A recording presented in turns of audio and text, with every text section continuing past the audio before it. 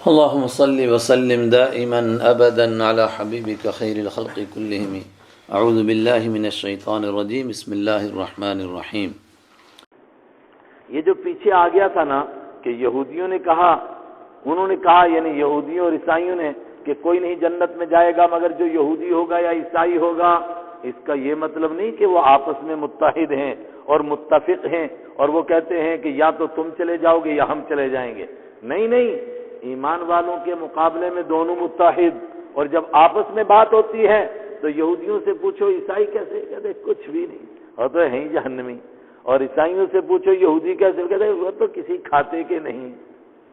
قالت الیہود وقالت الیہود لیست النصارى علی شیء، اور یہودیوں نے کہا لیست النصارى علی شیء، عیسائی کسی چیز پر نہیں، یعتد بہ، یہ صفت اس کی چھپی ہوئی ہے، کوئی ایسی چیز پر نہیں ہے، کسی بیس پر نہیں، کسی بنیاد پر نہیں کہ شمار کیا جا سکے کہ ہاں بھئی اس کا بھی کوئی مذہب ہے۔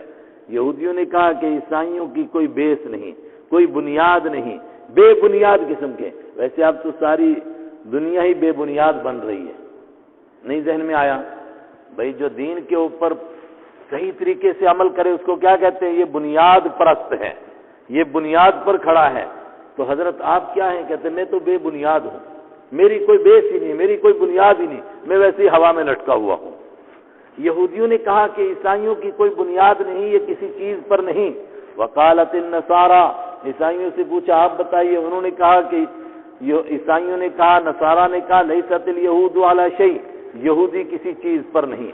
دونوں کی تشریح پیچھے ہو چکی۔ وَهُمْ يَتْلُونَ الْكِتَابَ، حالانکہ وہ کتاب کی تلاوت کرتے ہیں، اور جب کتاب کی تلاوت کرتے ہیں تو یہودیوں کی کتابوں میں تو حضرت عیسیٰ علیہ السلام کا حق ہونا لکھا ہے اور ان کے ماننے والوں کا بھی حق پر ہونا لکھا ہے، تو یہودیوں کو کہنا چاہیے تھا کہ یہ حق پر ہیں۔ اور عیسائی جو کتاب پڑھتے ہیں انجیل، اس میں حضرت موسیٰ علیہ السلام کے احترام کے لیے، ان کی نبوت کے لیے سب لکھا ہے، تو جو ان کو صحیح طور پر مانے ان کے لیے ان کے اندر بھی احترام کے جذبات ہونے چاہیے تھے، لیکن کتاب پڑھتے ہیں اور دونوں اپنی ہی کتاب پر عمل نہیں کرتے ہیں۔ وَهُمْ يَتْلُونَ الْكِتَابَ، حالانکہ وہ کتاب پڑھتے ہیں۔ کیا فائدہ ہوا کتاب پڑھنے کا؟ كَذَلِكَ قَالَ الَّذِينَ لَا يَعْلَمُونَ مِثْلَ قَوْلِهِمْ، یہ عیسائی اور یہودی پوری دنیا میں سے پڑھے لکھے لوگ مشہور ہیں، آج بھی کہیں مثال پیش کرنی ہو، دیکھو فلانا، وہ پڑھے لکھے لوگ ہیں، ان کی بات ہی کیا، بڑے فارورڈ لوگ ہیں، ترقی یافتہ لوگ ہیں، وہ تو بہت آگے نکل گئے ہیں۔ اس دور میں بھی دونوں کو پڑھا لکھا سمجھا جاتا تھا۔ اللہ نے فرمایا پڑھے لکھوں کو دیکھو تو صحیح، کیا کہا انہوں نے؟ وہی کہا جو ان پڑھ کہتے ہیں۔ کیا ان کی پڑھائی کا یہی نتیجہ نکلا؟ ان پڑھ بھی کیا کہتے ہیں؟ ہر دھرم والا کہتا ہے کہ میرا دھرم صحیح اور دوسرے کا غلط، ہر ایک کہتا ہے کہ میں جنتی اور باقی سارے کے سارے جہنمی۔ یہ تو سیاسی لوگوں نے کہنا شروع کیا کہ راستے الگ الگ ہیں لیکن منزل سب کی اکٹھی ہے، ورنہ جب دھرم والوں سے پوچھو گے تو نا ہمارا دھرم صحیح باقی سب کا بیکار، ہمارا دھرم ٹھیک باقی سب کا جھوٹ۔ قال كذلك، اسی طرح قال الذين، کہا تھا ان لوگوں نے، لا يعلمون، جو نہیں کچھ جانتے تھے، مثل قولهم، ان کے کہنے کی طرح۔ مشرک بھی تو اسی طرح کہتے ہیں۔ واللہ يحكم بينهم يوم القيامة، اللہ فیصلہ کرے گا ان کے درمیان قیامت کے دن، فيما كانوا فيه يختلفون، ان باتوں میں جن میں یہ اختلاف کرتے ہیں۔ آگے جو آیت آ رہی ہے اس کا پس منظر معلوم کرنا ذرا مشکل ہوتا ہے، پہلے آیت پڑھ لو اس کے بعد۔ ومن اظلم، اور اس سے بڑا ظالم کون ہے؟ ممن منع مساجد اللہ، جو روکے اور چھپا ہوا ہے لوگوں کو مساجد اللہ، اللہ کی مسجدوں سے، ان یذکر فیہا، کہ ذکر کیا جائے مسجدوں کے اندر، اسمہ، اللہ کا نام، وسعی فی خرابیہا، اور وہ کوشش کرے مسجدوں کو اجاڑنے کی۔ خراب جو ہم اردو میں خراب سمجھتے ہیں نا، وہ نہیں ہوتا ہے خراب، عربی میں اجاڑنا۔ اولئک ما کان لہم، یہ تو وہ لوگ ہیں کہ ان کے لیے نہیں تھا، ان یدخلوہا، کہ وہ داخل ہوتے ان مسجدوں میں، الا خائفین، مگر ڈرتے ہوئے، لہم فی الدنیا خزی، ایسے لوگوں کے لیے دنیا میں رسوائی اور ذلالت ہے، ولہم فی الآخرۃ عذاب عظیم، اور ان کے لیے آخرت میں بہت بڑا عذاب ہے۔ میں نے کہا پس منظر معلوم کرنا کیوں مشکل؟ بعض حضرات کہتے ہیں کہ مسجدوں سے روکنے والے یہودی تھے، اس کے لیے پھر یہودی والی روایتیں تلاش کرتے ہیں۔ بعض کہتے ہیں کہ مسجدوں سے روکنے والے عیسائی تھے، اس کے لیے پھر وہ روایتیں تلاش کرتے ہیں، اور بعض کہتے ہیں کہ مسجدوں سے روکنے والے مشرک تھے، اس کے لیے پھر وہ روایتیں تلاش کرتے ہیں۔ لیکن میں عرض کرتا ہوں، اور بیشتر مفسرین نے اسی طرح تفسیر کی ہے، میری اپنی بات نہیں۔ پیچھے تذکرہ کس کا ہے؟ قالت الیہود قالت النصارى، کس کا آیا؟ بولو نا، یہود کا بھی آیا اور نصارہ کا بھی آیا۔ کذالک قال الذین لا یعلمون، یہ لا یعلمون کون ہے؟ مشرک ہیں جو جانتے وانتے کچھ ہے نہیں۔ تو تینوں کا تذکرہ آ گیا نا، تو میں کہتا ہوں تینوں مراد لے لو، تینوں کو قرآن کہتا ہے ظالموں۔ کچھ سوچو، اللہ کی یاد سے منع کرنے والا، اللہ کے گھر میں جانے سے لوگوں کو منع کرنے والا کسی دین و دھرم میں کبھی اچھا نہیں مانا گیا۔ دیکھو، اسلام نے توحید کی دعوت دی، لیکن اس کے باوجود جو لوگ اپنے مذہبی جگہوں میں گھس جائیں اور اپنے حساب سے وہ اللہ کی عبادت کریں، اگرچہ وہ عبادت معتبر نہیں ہے، مگر ان کا بھی اتنا احترام کیا گیا کہ عین میدان جنگ کے موقع میں بھی کہا کہ 4 قسم کے لوگوں کو نہیں مارنا۔ کون کون؟ بوڑھوں کو نہیں مارنا، بچے کو نہیں مارنا، عورت کو نہیں مارنا، اور کس کو نہیں مارنا؟ جو مذہبی گھروں میں گھس جائیں اور جو مذہب کا لباس پہن لیں اور دھارمک قسم کے مذہبی قسم کے لوگ بن جائیں، ان کو قتل نہیں کرنا، چونکہ کسی نہ کسی طور پر وہ اپنے مالک کو یاد کر رہے ہیں۔ تو پھر کوئی آدمی مسجد میں جانے سے لوگوں کو روکے، یہ کتنا بڑا ظالم ہے۔ یہ کام یہودیوں نے بھی کیا۔ جب یہودیوں کی طاقت تھی فلسطین میں، اس وقت میں انہوں نے مسجد اقصی سے عیسائیوں کو روکا، اور جب عیسائیوں کا دور آیا، رومی حکومت نے عیسائیت کو قبول کیا، پھر تیتوس نے مسجد اقصی پر حملہ کیا، بیت المقدس میں جو ان کا القبۃ الصخرہ، مسجد تو ہماری اصطلاح ہے نا، جو ان کا تھا اس وقت میں، اس کے اوپر حملہ کیا اور اس کی اینٹ سے اینٹ بجائی اور آگ لگائی، اور یہودی کی مذہبی کتابوں کو بھی جلایا اور پورے شہر کو جلایا۔ اس نے بھی یہ کام کیا۔ دونوں اپنی تاریخ کے آئینے میں اپنا منہ دیکھو۔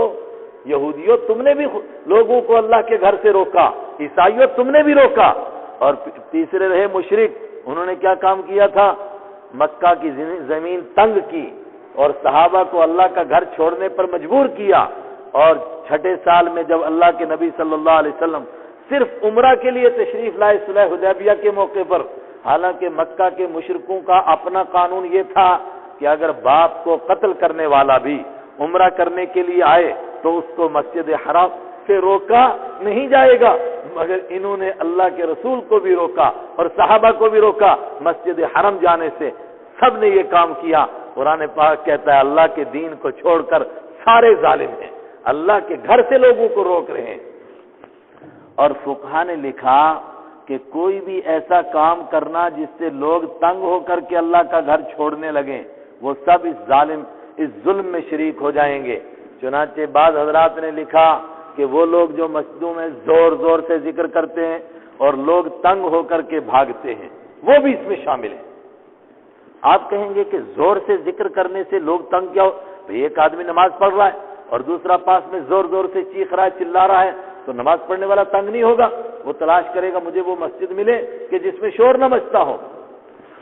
اس بات کے لیے تاکہ آپ کو یقین ہو کہ ایسا ہوتا ہے، ایک واقعہ عرض کرتا ہوں۔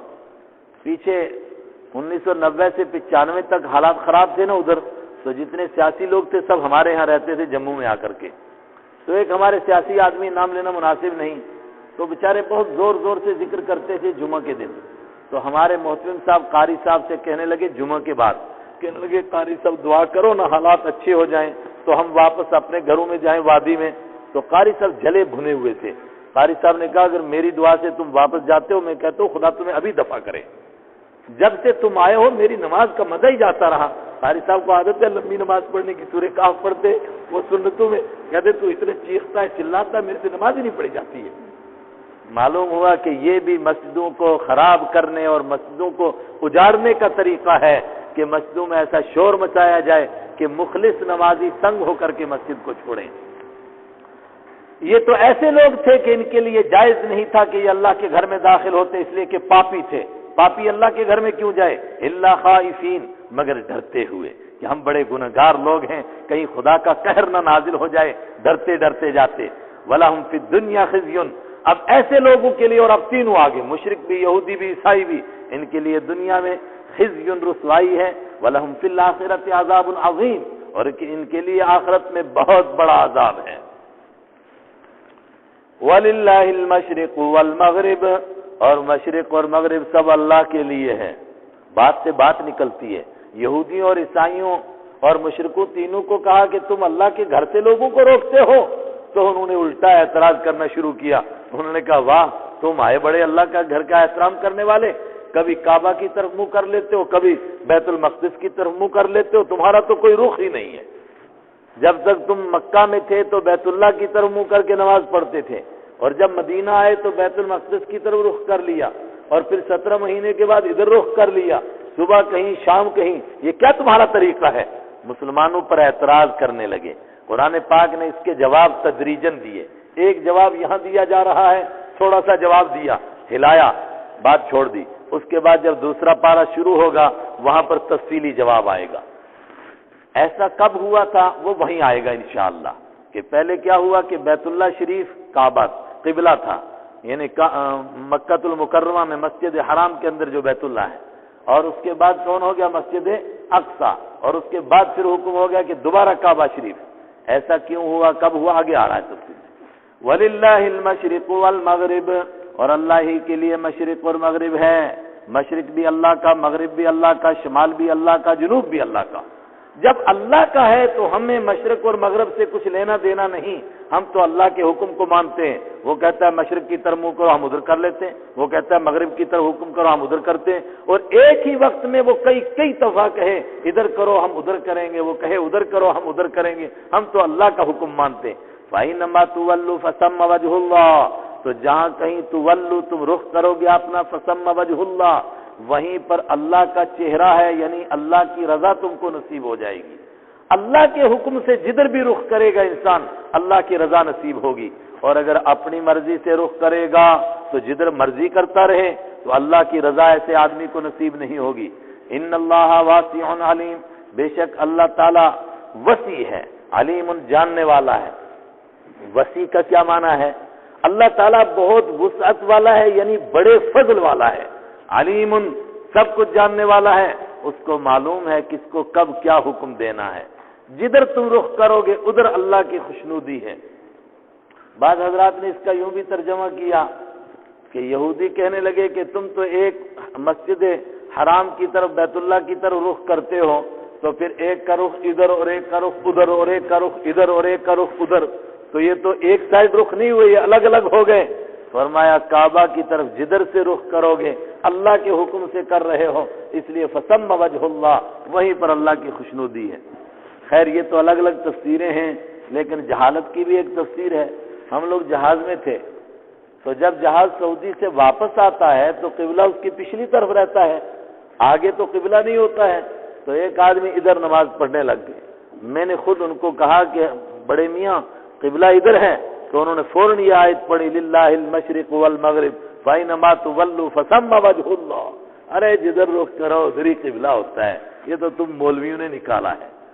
میں نے کہا مولویوں نے نہیں نکالا ہے، قرآن نے بیان کیا، لیکن بدقسمتی سے تجھے وہ پڑھنا نصیب نہیں ہوا۔ وقالوا اتخذ اللہ ولدا سبحانہ بل له ما فی السماوات والارض کل له قانتون۔ اوپر تھوڑا سا تذکرہ آ گیا تھا عیسائیوں کا اور تھوڑا سا مشرکوں کا بھی، اور آگے مسجد سے روکنے کا ذکر تینوں کے ساتھ جڑا۔ اگلی بات بھی پھر تینوں کے ساتھ کہ بڑے نیک بنتے ہیں، کام کیا ہے؟ یہودی بھی کہتے ہیں کہ خدا کا بیٹا ہے، عیسائی بھی کہتے ہیں کہ خدا کی اولاد ہے، اور مکہ کے مشرک بھی کہتے ہیں خدا کی اولاد ہے۔ مکہ کے مشرک کہتے تھے فرشتے اللہ کی اولاد، اور عیسائی کس کو کہتے ہیں؟ حضرت عیسیٰ علیہ السلام کو۔ اور یہودی قالت الیہود عزیر ابن اللہ، یہودی کہتے تھے عزیر اللہ کا بیٹا۔ وقالو، اور انہوں نے کہا اتخذ اللہ ولدا، اللہ نے اولاد بنا رکھی ہے، اللہ نے بیٹا بنا رکھا ہے۔ سبحانہ، اس کی ذات پاک ہے، بیٹے کا ہونا عیب ہے اللہ کے لیے۔ کیوں؟ لم یکن لہ کفوا احد، اس لیے کہ اگر بیٹا ہوگا خدا کا تو خدا کی جنس کا ہوگا کہ جنس کے باہر کا ہوگا؟ اگر خدا کی جنس کا ہوگا تو خدا ایک نہیں رہیں گے، خدا بھی ہوگا اور بیٹے بھی خدا، تو کتنے خدا ہو جائیں گے؟ اور اگر جنس کے باہر کا ہوگا تو کسی کو غیر جنس کا اولاد ہونا یہ تو اس کے لیے عیب کی بات ہے، یہ تو شرم کی بات ہے۔ سبحانہ، وہ پاک ہے ان عیبوں سے۔ اور بیٹا انسان کس لیے مانگتا ہے کہ بڑھاپے میں میری لاٹھی بنے گی، بڑھاپے کا سہارا بنے گا، میری جائیداد کا وارث بنے گا، جب میں مر جاؤں گا تو میرے بعد میرے گھر کا میرا خلیفہ بنے گا۔ کیا نعوذ باللہ اللہ کے ساتھ یہ کمزوریاں ہیں؟ سبحانہ، وہ پاک ہے۔ بل لہ ما فی السماوات والارض، بیٹا کس لیے ہوتا ہے؟ اس کو جائیداد میں شریک کرنا ہے؟ بل لہ، بلکہ اسی کے لیے ہے جو کچھ آسمانوں میں ہے اور جو کچھ زمین میں ہے۔ کل اللہ قانتون، سب کے سب اس کے سامنے عاجزی کرنے والے ہیں۔ قانتون کے معنی عاجزی کرنا بھی ہے اور قانتون کے معنی چپ رہنا بھی ہے۔ وہ چپ رہنے کے معنی میں اگلے پارے کے آخری رکوع سے پہلے رکوع میں وہ لفظ آئے گا، کل اللہ قانتون، سب کے سب اللہ کے سامنے جھکے ہوئے ہیں، یعنی سب پر اللہ کا حکم چلتا ہے۔ اور انسان بھی اللہ کے حکم کے آگے جھکا ہوا ہے، صرف وہ حکم جس میں اس کو اختیار دیا گیا ہے اس میں وہ کرتا ہے، ورنہ جن حکموں میں اس کو اختیار نہیں، تو خدا کہتا ہے پیدا ہو، کوئی کہ میں نہیں ہوں گا، خدا کہتا ہے جوان ہو، کوئی کہے میں نہیں ہوں گا، اور اللہ کہے کہ مر، اور کوئی کہے میں نہیں مروں گا۔ ایسا نہیں ہو سکتا ہے، اس کا حکم نافذ ہو کر کے رہتا ہے۔ بدیع السماوات والارض، وہ انوکھے طریقے سے پیدا کرنے والا ہے، بدیع، جس کی پہلے کوئی مثال موجود نہ ہو، انوکھے طریقے سے پیدا کرنے والا ہے آسمانوں کو اور زمین کو۔ وَإِذَا قَضَىٰ أَمْرًا فَإِنَّمَا يَقُولُ لَهُ كُن فَيَكُونُ، آسمان اور زمین کو انوکھے طریقے سے پیدا کرنے والا ہے۔ تو کسی کے دماغ میں آئے کہ مستری کتنے لگے، مزدور کتنے لگے ہیں، کتنے دن محنت کرنی پڑی؟ فرمایا کوئی محنت نہیں کرنی پڑی، اللہ اس طرح تھوڑا بناتا ہے، اس کا معاملہ اتنا ہی ہے کہ کسی کام کے لیے اس نے چاہا کہ ہو جا، بس وہ ہو گیا۔ جب وہ کسی معاملے کو چاہتا ہے کہ ہو جائے، اذا قضا امرا، جب کسی معاملے کا فیصلہ کرتا ہے، فیصلہ کرنے سے مطلب یہ نہیں کہ معاملہ ہو گیا، جب کسی کام کو کرنا چاہتا ہے تو بے شک وہ اس کے لیے کہتا ہے کہ ہو جا، فیکون، تو وہ کام ہو جاتا ہے۔ یہ کن کا جواب نہیں ہے، یہ ہے فہو یکون، تو وہ کام ہو جاتا ہے، یعنی پورا جملہ بن کر کے اس کا جواب ہے۔ اس کام کے لیے کہتا ہے ہو جا، یہ ہو جانا بھی ہمیں سمجھانے کے لیے بتایا جا رہا ہے، ورنہ اللہ کو لفظ کن کہنے کی بھی ضرورت نہیں ہے، اس کا صرف چاہنا کہ ہو جا، بس ہو گیا۔ وقال الذين لا يعلمون لولا يكلمنا الله تأتينا آية كذلك قال الذين من قبلهم مثل قولهم تشابهت قلوبهم قد بينا الآيات لقوم يوقنون۔ میں عرض کر رہا ہوں کیونکہ یہودیوں کا بیان ختم ہو رہا ہے، آخر میں عیسائیوں کو بھی ساتھ رکھا اور مشرکین کو بھی ساتھ رکھا، اور سب سے ملی جلی باتیں ہو رہی ہیں، سب کے تعلق کی باتیں۔ وقال الذين لا يعلمون، اور کہا ان لوگوں نے جو نہیں جانتے ہیں، چاہے وہ یہودیوں کے جاہل ہوں یا عیسائیوں کے ہوں، لیکن اصل میں مکہ کے مشرک وہ کیا کہتے تھے کہ اللہ ہم سے باتیں کیوں نہیں کرتا؟ اگر آپ اللہ کے رسول ہیں تو اللہ آ کر ہم سے کہتا کیوں نہیں کہ یہ میرے رسول ہیں؟ اور کہتے تھے کہ اگر آپ اللہ کے رسول ہیں تو آسمان پر جاؤ سیڑھی لگا کے، اور ہم سب کے نام ایک چٹھی لکھ کر کے لاؤ کہ فلاں صاحب آپ ایمان قبول کر لو، فلاں صاحب آپ مان لو، یہ میرے نبی ہیں۔ وَلَن نُؤْمِنَ لِرُقِيِّكَ حَتَّىٰ تُنَزِّلَ عَلَيْنَا كِتَابًا نَقْرَأُ، اور ہم آپ کے اوپر جانے کو بھی نہیں مانیں گے یہاں تک کہ آپ ہمارے لیے ایک چٹھی لکھ کر لائیں، کتاب لکھ کر لائیں جس کو ہم مانیں۔ ان جاہلوں نے کہا لولا یکلمنا اللہ، کیوں نہیں بات کرتا ہے ہم سے اللہ، او تاتینا آیا، یا کیوں نہیں آتی ہے ہمارے پاس آیتن کوئی نشانی، کیوں نہیں آتی ہے ہمارے پاس کوئی نشانی؟ اتنی نشانیاں آئیں، ابھی بھی کہتے ہیں کوئی نشانی نہیں۔ قرآن پاک کی ایک ایک آیت ایک ایک نشانی ہے۔ ان کی مراد تھی کہ جن معجزات کا ہم مطالبہ کرتے ہیں، اور ان کا کیا مطالبہ تھا؟ حضرت سمود علیہ السلام کی طرح اونٹنی نکال کر دکھاؤ، جو اللہ نے نکالی تھی مگر ان کے ہاتھ پر وہ معجزہ ظاہر ہوا تھا۔ حضرت موسیٰ علیہ السلام کی طرح عصا اور وہ ہاتھ کا چمکنا وہ دکھاؤ۔ حضرت عیسیٰ علیہ السلام کی طرح قم بإذن اللہ، اور اس طرح کے معجزے دکھاؤ۔ کذالک قال الذین من قبلہم مثل قولہم، فرمایا تم یہ پہلی بات نہیں کہہ رہے ہو، تم سے پہلے جاہل بھی یہی کہتے تھے، اور ان کو بھی جب معجزہ دکھایا گیا تھا تو پھر ان کو ایمان نصیب نہیں ہوا تھا۔ ایک ضابطہ سمجھیں، جب کوئی قوم یہ کہے کہ فلاں معجزہ دکھاؤ ہم ایمان لائیں گے، اور ان کو ان کے مطالبے پر وہ معجزہ دکھایا جائے، ان کو ایمان نصیب نہیں ہوتا ہے۔ کیوں؟ اس لیے کہ وہ اللہ کو نعوذ باللہ چیلنج کرتے ہیں، اور ان کا یہ مقصد نہیں ہوتا ہے کہ معجزہ نظر آئے گا تو ایمان لائیں گے، بلکہ مقصد یہ ہوتا ہے نہ معجزہ نظر آئے گا نہ ایمان لائیں گے۔ اس لیے جب معجزہ نظر آتا ہے تو ان کو ایمان کی توفیق ہی نصیب نہیں ہوتی، اور پھر ان کو ملیا میٹ بھی کر دیا جاتا ہے۔ فرمایا یہ تم پہلے نہیں ہو، تم سے پہلے جاہل بھی یہی کہتے رہے۔ اسی طرح کہا تھا ان لوگوں نے من قبلہم، جو ان سے پہلے تھے، مثل قولہم، ان کے کہنے کی طرح، تشابہت قلوبہم، ان کے دل آپس میں ملے ہوئے ہیں، ایسا لگ رہا ہے کہ جیسا انہوں نے کہا ایسا یہ کہہ رہے ہیں۔ اور سورہ زاریات میں کیا کہا کہ جب بھی کوئی رسول آتا ہے لوگ اس کی مذاق اڑاتے ہیں، تو کیا جو پہلے مرے تھے بدبخت وہ دوسروں کو وصیت کر کے مرے کہ جب بھی نیا رسول آئے گا بھئی اس کی مذاق اڑانا ہے؟ کیا انہوں نے وصیت کی تھی ان کو؟ قد بینا الآیات لقوم یوقنون، یقیناً ہم نے کھول کر بیان کر دیا نشانیوں کو، لقوم یوقنون، ایسے لوگوں کے لیے جو یقین کرنے والے ہیں۔ یہ قرآن پاک خود ایک اللہ کی طرف سے معجزہ ہے جو رحمت عالم صلی اللہ علیہ وسلم پر اترا ہے، ایک ایک آیت معجزہ ہے۔ ہم نے ان کو کھول کھول کر کے بیان کیا۔ اگر کوئی ماننا چاہتا تو یہ اس کے لیے کافی تھا، مگر ماننا نہیں چاہتے، اس لیے یہ سوال کرتے ہیں۔ اِنَّا أَرْسَلْنَاكَ بِالْحَقِّ بَشِيرًا وَنَذِيرًا وَلَا تُسْأَلُ عَنْ أَصْحَابِ الْجَحِيمِ۔ زبردست مقام۔ وہاں کہا یا ایھا الناس، اے ساری دنیا کے لوگوں، اعبدوا ربکم، اپنے رب کو مان لو۔ پھر یہ تفصیلی تذکرہ فرمایا، تو اب پھر اپنے نبی صلی اللہ علیہ وسلم کو مخاطب کر کے فرمایا کہ ہم نے آپ کو بھی سب کی طرف بھیجا ہے، آپ کا کام ہے دین کو پہنچا دینا، آپ کا کام ہے دین سے لوگوں کو آگاہ کر دینا۔ اس کے بعد اگر کوئی نہ مانے، یہودی ہو، عیسائی ہو، مشرک ہو، اور وہ جہنم میں جائے، اس کی ذمہ داری آپ پر نہیں ہے۔ انا ارسلناک، بے شک ہم نے آپ کو بھیجا، بالحق، حق دے کر کے، بشیرن، اس حال میں کہ آپ خوشخبری سنانے والے ہیں۔ کس کو خوشخبری سناتے ہیں؟ جو ایمان قبول کرتا ہے اس کو خوشخبری دیتے ہیں کہ تجھے جنت میں جانا ہے، وَنَذِيرًا، اور آپ ڈرانے والے ہیں۔ کس کو ڈراتے ہیں؟ جو نہیں مانتا ہے اس کو بتاتے ہیں کہ تجھے جہنم میں جانا ہے۔ وَلَا تُسْأَلُ، اور آپ سے پوچھا نہیں جائے گا، عَنْ أَصْحَابِ الْجَحِيمِ، جہنم والوں کے بارے میں۔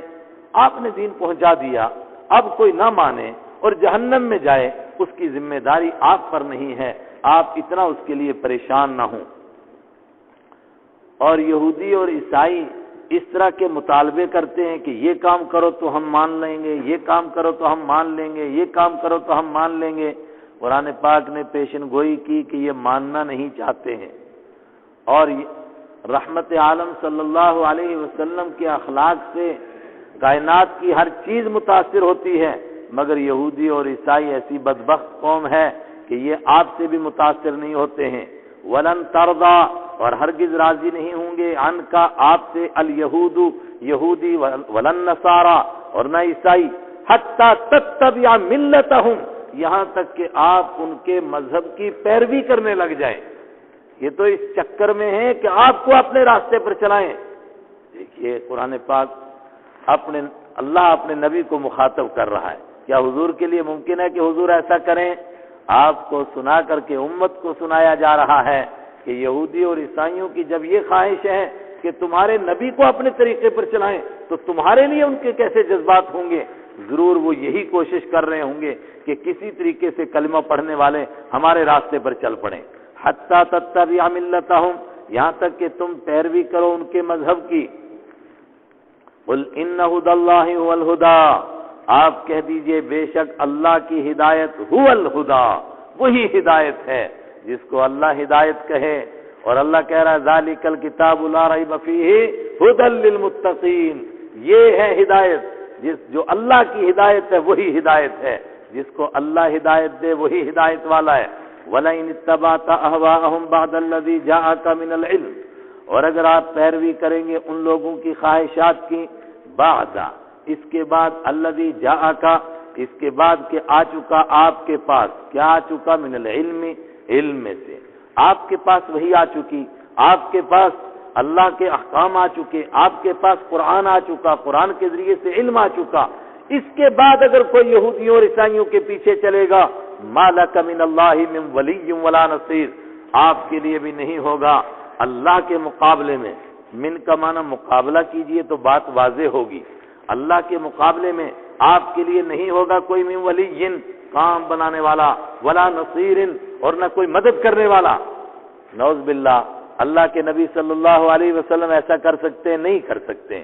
تو حضور کو کہا گیا اور امت کو سنایا گیا، اور کہ اگر قرآن کے آنے کے بعد اللہ کے نبی کی اس تفصیلی ہدایت کے بعد پھر بھی تم دین کو چھوڑ کر کے یہودی اور عیسائیوں کے طریقوں پر چلو گے، ما لکم، تمہارے لیے نہیں ہوگا اللہ کے مقابلے میں نہ کوئی مدد کرنے والا اور نہ کوئی حمایت کرنے والا۔